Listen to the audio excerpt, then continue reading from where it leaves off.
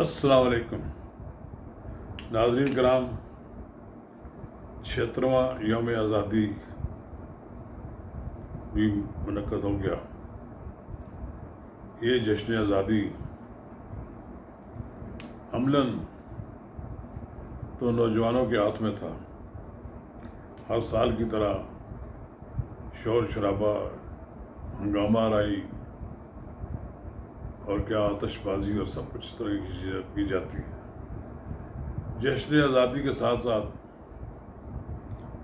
بڑا اچھا فیصلہ بھی ہو گیا کہ نئے وزیر اعظم آ گئے اور پرانے وزیر اعظم کو گارڈ آف آنر دے کر رخصت کر دیا گیا۔ اس موقع پر راولپنڈی اسلام آباد میں جشن آزادی کے بڑے مظاہرے ہوئے۔ دانیال پیلس میں غیر سرکاری سطح پر سینیٹر چودھری تنویر خان کی رہائش گاہ دانیال پیلس میں ہوئی۔ دوسرا لیاقت باغ میں مظاہرہ کیا گیا، وہاں ہمارے دوست ڈاکٹر جمال ناصر مہمان خصوصی تھے۔ پھر ایک مظاہرہ جناب ناصر بٹ صاحب جو حال ہی میں برطانیہ سے پاکستان منتقل ہو گئے ہیں اور معمولی سیاست میں سرگرم کردار ادا کر رہے ہیں، انہوں نے بھی جشن آزادی منایا۔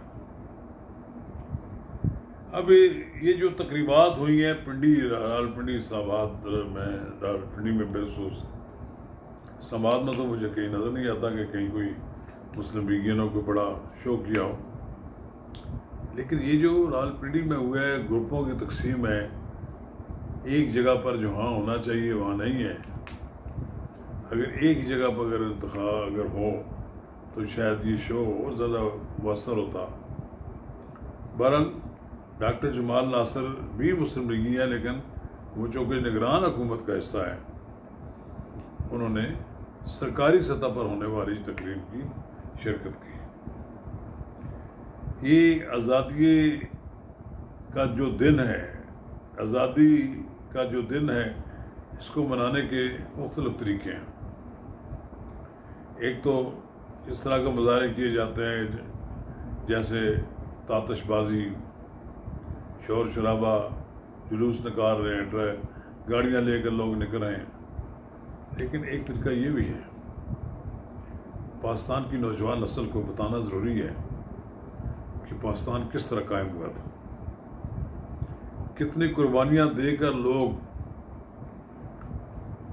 پاکستان بنانے میں کامیاب ہوئے، ہمیں خون کے کتنے دریا عبور کرنے پڑے۔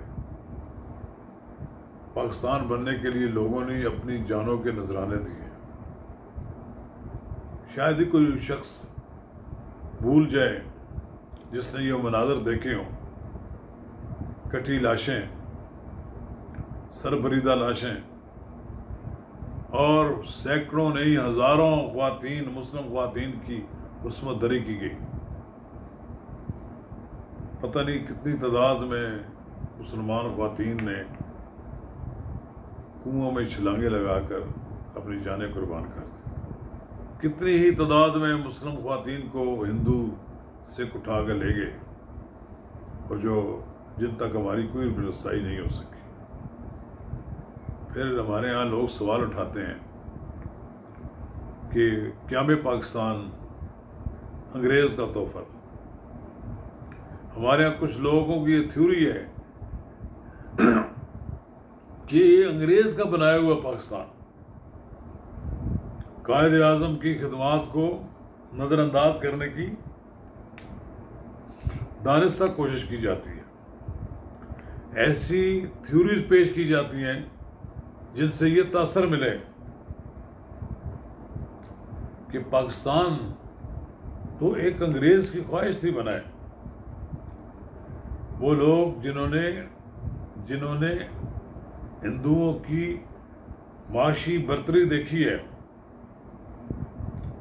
انہیں معلوم ہونا چاہیے، وہ بتاتے ہیں کہ پاکستان کیوں ناگزیر تھا۔ مجھے یاد ہے ایک بہت بڑے لیڈر کے صاحبزادے نے روزنامہ نوائے وقت کے چیف ایڈیٹر جناب مجید نظامی سے سوال کیا کہ انکل آپ ہندوستان کے اتنے خلاف کیوں ہیں، ہندوؤں کے اتنے خلاف کیوں ہیں؟ تو انہوں نے کہا کہ تم مجھ سے پوچھنے کے بجائے اپنے دادا سے اس کا سوال کا جواب پوچھو۔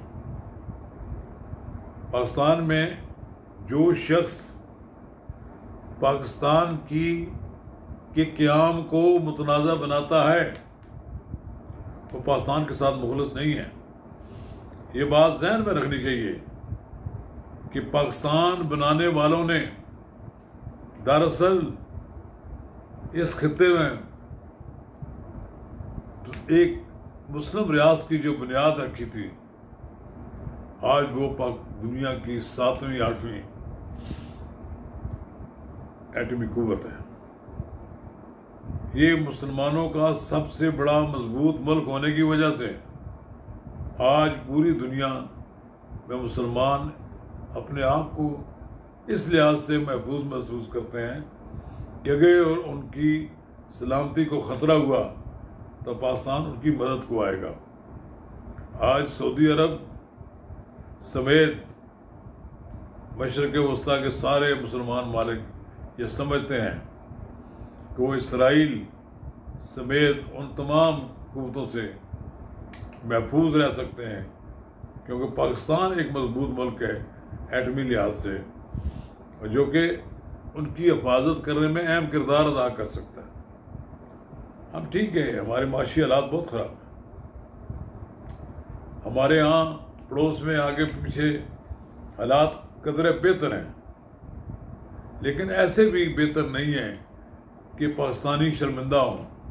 اصل مسئلہ یہ ہے کہ پاکستانیوں نے اپنے ملک کی حفاظت کے لیے سرمایہ دار اتنا فراہم نہیں کیا جتنا انہیں فراہم کرنا چاہیے تھا۔